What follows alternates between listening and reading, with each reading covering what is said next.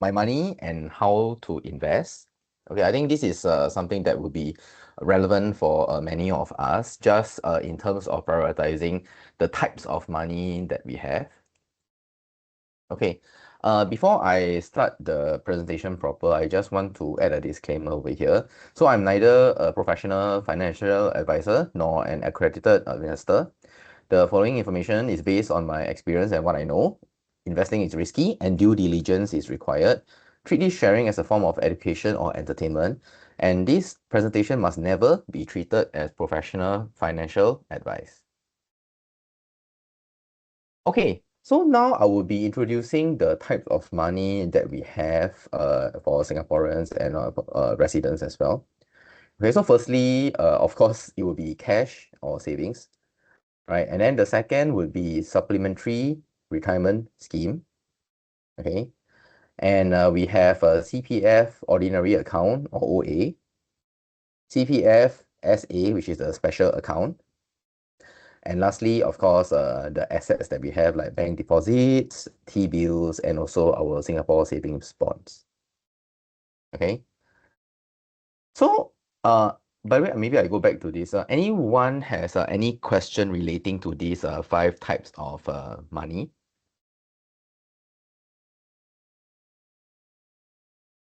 Okay, so maybe I just add on or elaborate further about SRS. So basically, this supplementary retirement scheme comes from the Singapore government, where they want to add an additional channel for us to accumulate our retirement savings. So basically, what is this is that SRS is an account that you need to open up based on our local banks. Okay, so all our local banks will allow you to open up this SRS account. Okay, so UOB, DBS, and OCBC. And basically for locals, we are able to pump in about 15,300 a year into this scheme, and it's also helping us for tax deduction purposes as well. So basically, our maximum tax deductible per year is 80,000. So if you pump in 15,300, is quite considerable in terms of the tax deduction, right? So this 15,300 is in fact your money, right? So this 15,300 can also be used to invest in the investment vehicles or investment options that are made available to us. Okay, right. So this is the SRS. So I guess the CPF, OE, and SA would be something familiar to us as well. Okay, which I will share more in my later deck. All right, so I just want to talk about mindset and what are the planning parameters when I approach this money topic, right? So first of foremost, I want to ask myself which type of money is the most liquid. So that is the liquidity part. Liquidity means how easy is it to transfer or access to cash, okay? So clearly the savings and your cash is the most liquid lah. That means basically you can just withdraw from the bank or from the Milo tin in your house. Basically, then you can actually use the cash to purchase, right? Second is waiting time. How long do I need to wait till I can access the cash, right? Easy is of course a liquidity. Waiting time is the duration that you can access your cash. And the third thing to consider is whether do I get penalized to liquidate. So for example, the topic about SRS just now, right? So basically there is a penalty that will be imposed or a charge for the person who wants to withdraw the SRS account early, right? If I'm not wrong, it's about 5% of the total quantum inside the withdrawal amount. Okay, so basically SRS can only be activated when you are 65 years old. Then you can actually withdraw it without paying any penalty, but you need to repay back the tax income, the tax interest, because basically that is your income, right? So but that will only happen at 65 years old, and there's some concessionary rate as well, I believe. Okay. Last but not least, would be the need for me to liquidate or access the cash, or the need for me to treat the cash in what form and function, and that would be two main things. Whether do I need the cash through getting dividends, right, or through capital appreciation. Okay. Dividend play would mean that there is a regular stream of passive income. Capital appreciation means that, with better demand, then the price goes up, and then you need to have a transaction in order to unlock the value, which is in the form of capital appreciation. So for me, how I prioritize the money is really looking at this particular graph or chart, you may say, right? So my first priority is definitely looking at liquidity. And liquidity, of course, is one end is low, the other end is high.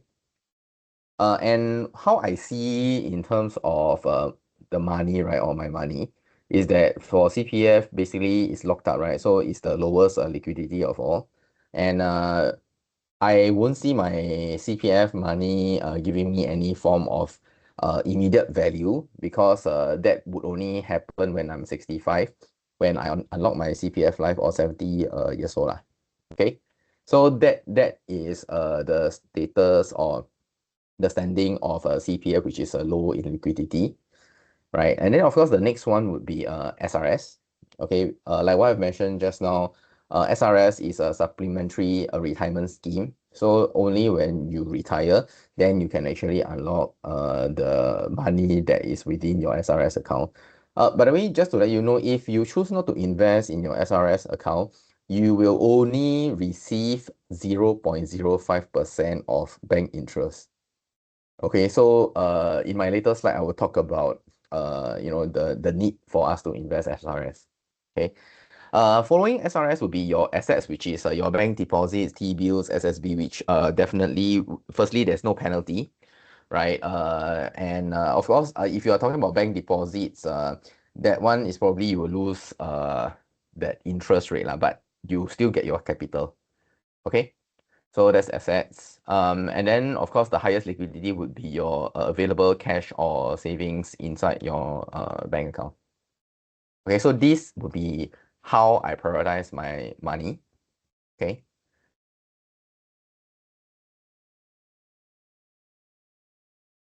And I probably want to talk a bit more about CPF. So as we all know, for those who haven't reached the 55 years old, right? We will definitely have the OA and SA. Thereafter, it will become the retirement account, which is RA. Okay. So for those having OA and SA, we all know that for OA we have a 2.5% interest rate, and for SA we have 4%. Okay, and both accounts are, just to let you all know, and I also want to emphasize, both accounts can be used for investment. Okay, both CPF accounts can be used for investment, right? But there are different criteria. Okay, so on the left, CPF OA, right? What you can do is to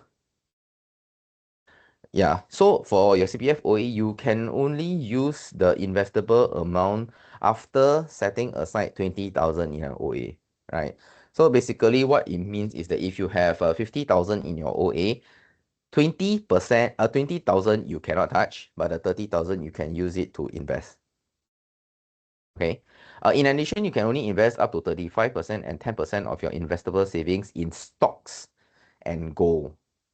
Okay, also known as the stock and gold limits, right? So just take note of this.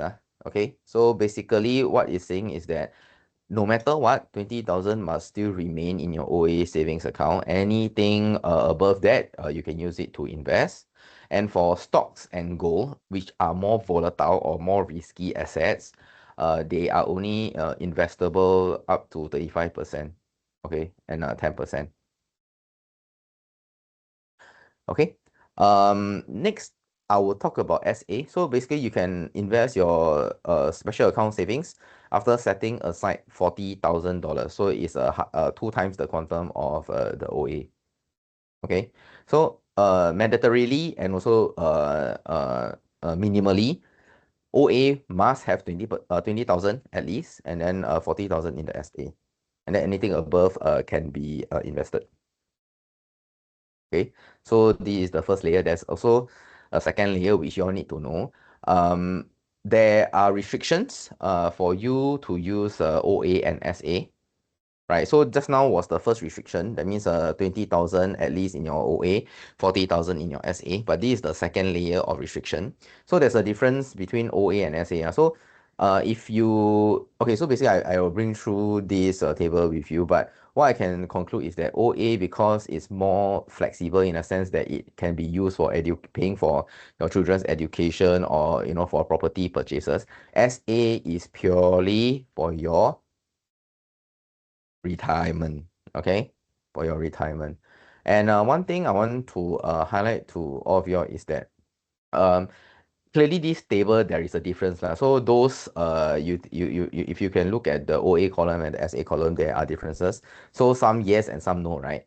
So basically for unit trust, okay, both SA and OA can be used, but you can see there's this caveat to say that higher risk unit trust will not be included, right? So aligned to what I mentioned just now, SA is really for your retirement, and therefore you do not want to put much risk or higher risk into your to introduce into your special account. Okay, so that is to really protect your retirement nest egg, right? Similarly for ILPs, ILPs is an investment linked insurance product.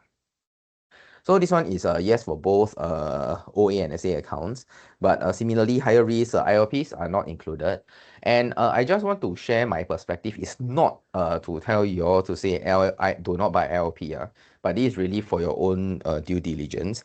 For such structured product, because it is more complicated than the normal simple insurance products, right? So with for me, I prefer to delink investment with insurance. And insurance, my perspective is always to look at it from the very simple angle, which is buying term insurance, and then you add on the riders if you want. Okay, so uh, I I don't buy the life insurance. Okay, but I would recommend for me I would buy term insurance lah, right? So that is the most basic protection that you can get.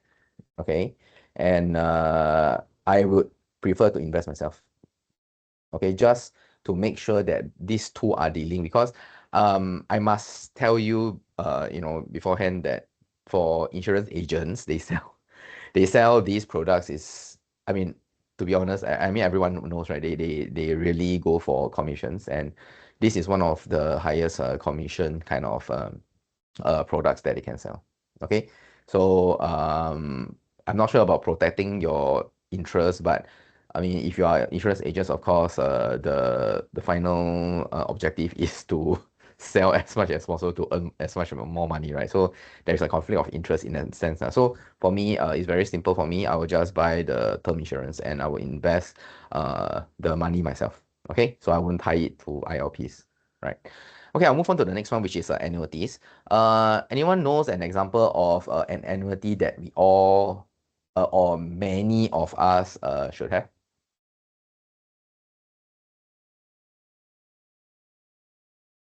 It's the CPF life, right? So an annuity means that you need to pay the insurance or someone who holds the money for a couple of X number of years, right? And then at the certain age, they will actually start the payout until the day you die. Okay, so that's the meaning of annuity. So CPF life is a form of annuity. Right. So and this is it's a very safe insurance vehicle, okay, or an insurance product. So that's why this is applicable for both OA and SA. Similarly to endowment, I think endowment is something very common also. But one thing to take note is that, and you need to ask yourself if it's a very safe product. Usually, if I'm not wrong, up till now, what I've seen is always capital guaranteed, right? So if you put in 50,000 at the end of the 5 years, 10 years, or whatever, you will still get back the 50,000. The only question to yourself is that does it pay back if you have invested the money yourself, lah, right? So endowment, to be honest, I would think it is probably on par or even subpar as compared to inflation rate, lah, right? Unless you're talking about like yeah, lah. I mean, usually endowment policies, the payout is not as good. So, but if you really want to look at very safe kind of returns, then this is probably something that you can look at. At least this is better than the current T-bill rate of 1.7 or the SSB rate of 2.17, lah, right? So this is something for your consideration. All right. Singapore government bond. So this is not referring, I mean, okay, you can also park this as part of SSBE, but the normal government bonds, right, is only about 2 point something, right? So that is something that you also need to consider if that would also suffice your retirement needs, because inflation is about 2% to 2.5. So anything below that is really you're bleeding money lah, actually. Okay. Treasury bills for now is a no-no because it has dropped from the peak of about say 4.77% or something like that, 4 plus percent. Now is down to sub 2%. So basically, but it's very safe, right? But it doesn't beat inflation. Okay, so that's for T-bills. The next one on the right would be the ETF. Okay. So this one is something that I will talk a bit more later. Okay. But what you can see over here is that for ETF, OA is a yes, but SA is no products currently available. High risk ETFs are not included. Okay. So ETF, because it is largely higher risk in nature, right? And what I will talk about more is about some index or equity related ETFs. Okay. Fund management account. So this is like the cash account that we are talking, right? So OA is yes. And then of course, next one, fixed D. Everyone knows what is fixed D, right? So fixed D is something that is capital guaranteed or interest guaranteed. So it's a yes for both. Statutory board bonds and bonds guaranteed by Singapore government, no products currently available, so you can't do it. Yeah, so for the last section will be up to 35% of investable savings, right? So this one you need to find out more from the CPF website. But what it's saying is that some shares you can buy through OA, right? But not for SA. Property, yes, for OA, but not SA. And the corporate bonds, yes, for OA, but not for SA. Okay, corporate bonds, if you all are unfamiliar, corporate bonds refer to companies selling bonds to actually raise money. It's a type of loan. Okay, so corporate bonds can be good. Corporate bonds and it can be also junk bonds. Okay, we call low quality bonds as junk, Junk, junk bonds. Why?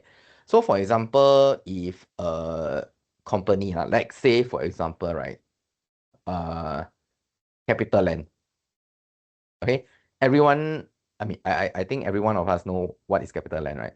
So if CapitaLand launches their own corporate bonds at 3 to 4%, can you all give a reaction whether will you all buy or not? CapitaLand.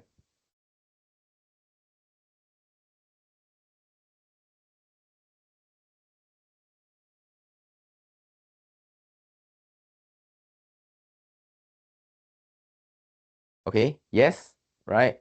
Yan Fei say yes. Anyone? CapitaLand launching corporate bonds 3 to 4%. Would you buy? Automatic Holdings 3 to 4% corporate bonds. Would you buy?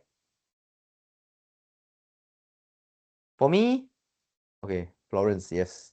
Would you buy CapitaLand or Temasek? Correct. Okay, the answer is yes. Okay, it's not okay, not like 100% yes, because 100% means risk free. But what I will say is that because CapitaLand or Temasek Holdings, they have very good asset management records, right? So the risk of defaulting their bonds payment is really low. It's not zero zero. It's not risk free. So it's very low. So I have a confidence that they will pay the 3 to 4% if you buy their bonds. But on the other on the other hand, say for example, uh okay, I mean not say that the company is bad. Let's say Wok Hei. I don't know, everyone knows Wok Hei, right? Okay, so Wok Hei is a SME, right? They sell stir fried main dishes lah. Okay, like noodles and fried stuff. So now I ask you, you ask yourself, Wok Hei and CapitaLand, right? Wok Hei, this company wants to raise funds and then they're going to issue bonds, and their corporate bonds that they are issuing is going to be 6 to 7%. Okay, would you all buy? Okay, you think about it, CapitaLand and Temasek, they are issuing corporate bonds at 3 to 4%, right? And then for Wok Hei, they want to raise money, so they issue bonds. They are offering 6 to 7% a year.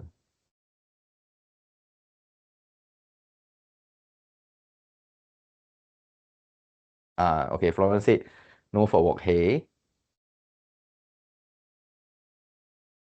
Okay, CapitaLand. Uh, okay, so I'm not sure if you want to share, but I guess your thinking is that because Wok Hei is not a proven company, it's not big, right? It's not a conglomerate. It is as an SME.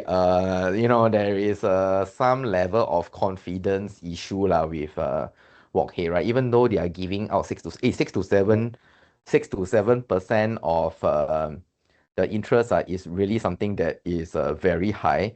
But of course, now the question for you is that do you want to risk your money for the high returns? And a lot of decisions is about risk management, right? So looking at this comparison where you want to compare CapitaLand or Temasek Holdings versus Wok Hei bonds, right? Of course, I want my money to be safe. I'm not sure if Wok Hei is the best company for me to put my money in to get the 6 to 7%. So that's why I will put more confidence all my money into CapitaLand and also Temasek Holdings, because even though the return rate is relatively low, 3 to 4%, but I know my money is going to be safe, and defaulting by Temasek Holdings and CapitaLand would almost be unthinkable, right? Okay, so that's how you think about corporate bonds, right? Okay, last part would be the 10% of investable savings of your OA or SA. So this is only applied to your OA lah. Okay, so gold ETF, you can use 10% of your investable savings. So going back to the example, if you have 50,000 in your OA now, 20,000 must remain, so left 30,000, right? So 10% of the 30,000, which is 3,000, that you can use to pay or to buy gold ETF or gold products. Okay, so basically this summarizes the use of the CPF OA and also the CPF SA accounts, and what are the things that it can be used. Okay, so there is a difference. And like what I mentioned, I also want to emphasize SA is really for your retirement. So that's why in terms of the restrictions is likely to be tighter as compared to the use of OA. Okay, I want to share my mindset again. Okay, so for me, how I see these in terms of managing my money is that, firstly, I would look at investing SRS. Okay, why why is this so? Is because to me, apart from CPF, later I'll talk about CPF. SRS, I consider it as a locked up cash until when I'm 65, right, or when I retire. So I mean, like what I mentioned just now, if you keep your money, it is real money, you know. That means basically you are taking your own savings, okay, from your bonuses or whatever, and then you pump in 15,300 into the SRS account for locals, okay. So in this SRS account, if you don't use it to invest, every year the SRS account will only yield you 0.05%, right? So that is the main thing that we are looking at.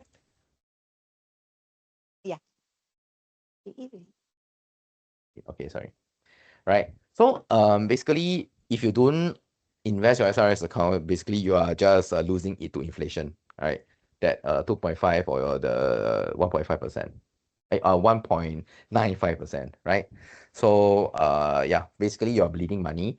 So that's why I highly encourage all of you all to invest your SRS and just don't leave it idling inside your account. Okay.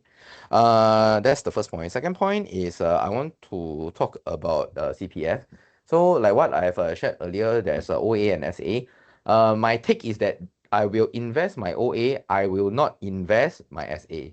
Okay, I repeat, I will invest my OA, but I will choose not to invest my SA. Why?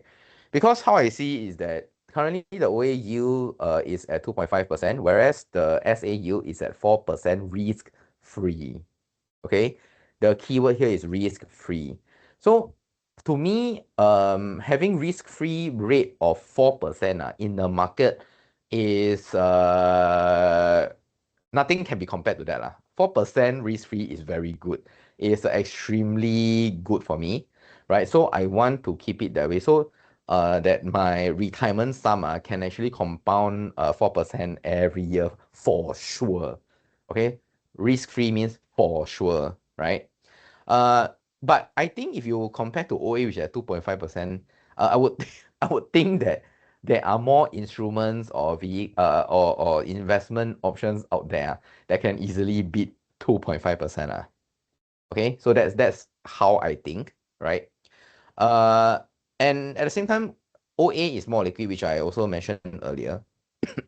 And it's also more useful than SA because SA, to be honest, is just for your retirement. But OA you can use for your children's education. You can use for whatever property purchase as well, right? And of course, you have the option to transfer OA money into your SA, right, to earn that 4%. So that is something that will demonstrate liquidity in terms of the OA account, right? Yeah, so I also spoke about it just now. OA account, many other investment vehicles can easily yield more than 2.5%. So that's why I choose not to invest using my SA money, but I will choose to invest OA. And for SA, the beauty of SA is that it can help you build up your full retirement sum, which is 213,000 this year, or to reach your enhanced retirement sum, which is 2 times the FRS. Okay, uh, that must form your most primary method to build up your retirement safety net. That's the first safety net you must ensure. So from my perspective, my recommendation is that in order for you to have a safe retirement, we should first meet our FRS first. Okay. Okay, not say first, but other things can be concurrent, but our primary aim must reach FRS as soon as possible. But I'm not saying that you dump money down straight away into your SA account, which you actually can for the voluntary retirement top up. But I'm not saying that you must just everything all in.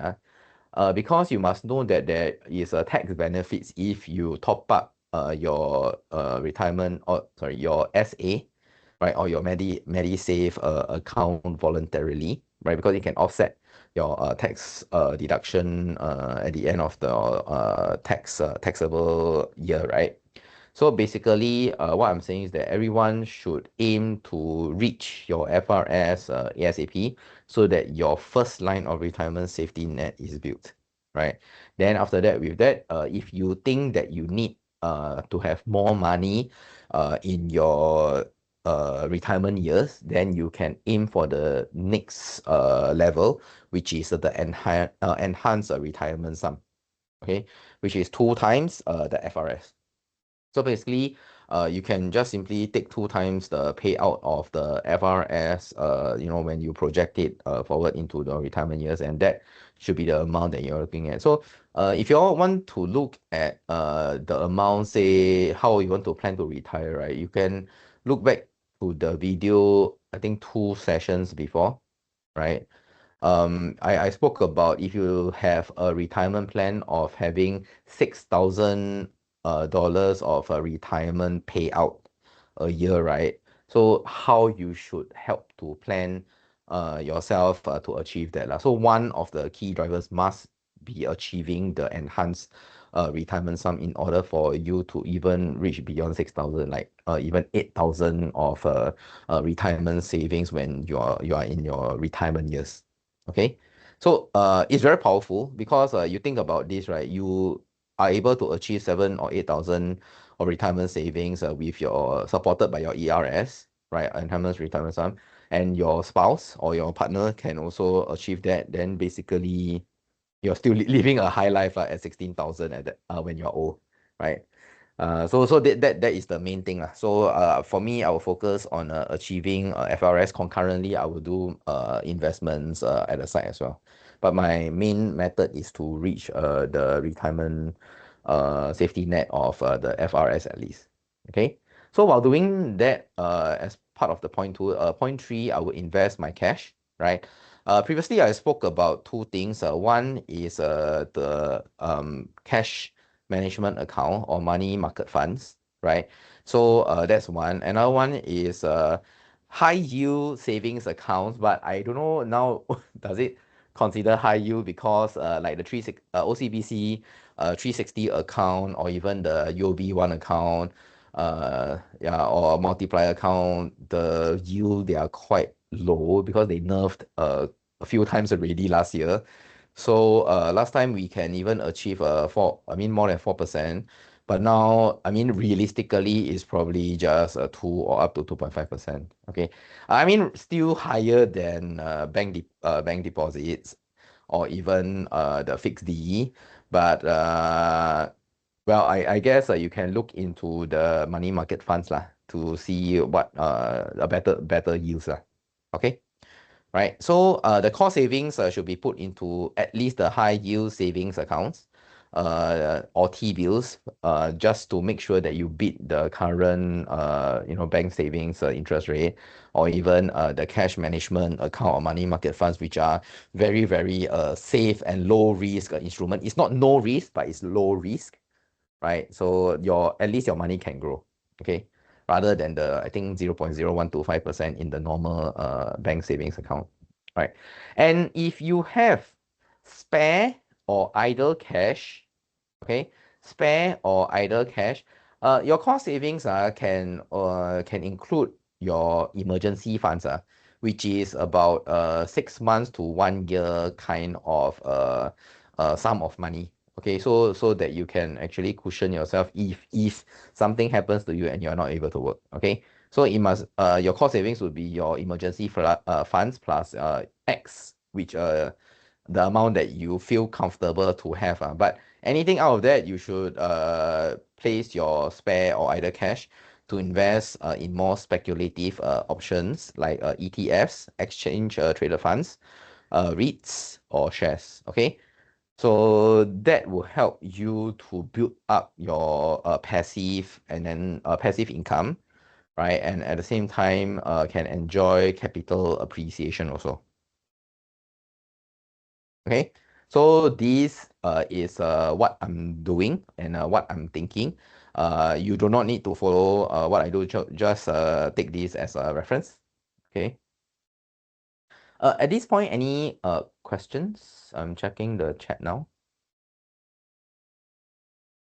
Yeah, lesser risk, safer. Yes. Okay. Okay. And then I will move on. Okay, so I remembered that you all asked how to invest, right? So for SRS, you must open CPF IS account. Sorry, this is not CPF IS account. It's sorry, this CPF IS should be for CPF OA. Sorry. So this one, the asterisk must go down. Maybe I just ensure that this is correct.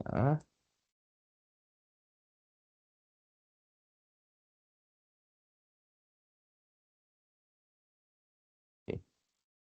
So you must first open an SRS account with a local bank. Okay. Right. So you must first open a SRS account with a local bank. All local bank brokerages can offer that. Okay. Robo advisors will be able to provide that as well as investment options within their own mobile app. And then online or brokerages like Poyens and FSM1 also provide these SRS investments. Okay. For CPF OA, you must first open a CPF investment scheme account. That's why it's called CPFIS. With a local bank, and then local bank brokerages can also do so in terms of a CPF investment. For robo advisors, currently what I know is only endowers.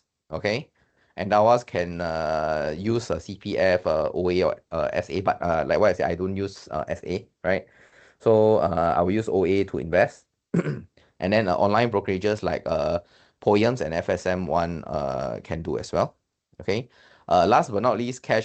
Cash is the most liquid. So whatever local and overseas online trading platforms like Weibo, Mumu, Tiger, Longbridge, they all can actually use these to use the cash to open a trading account. Okay. Right.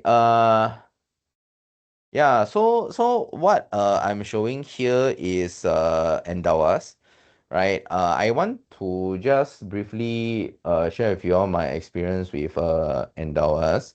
I wanted to um do a demo lah, but unfortunately I can't log in to my log in into the account for now, right? But what I can say is that or maybe I can do a screen share. Wait a minute.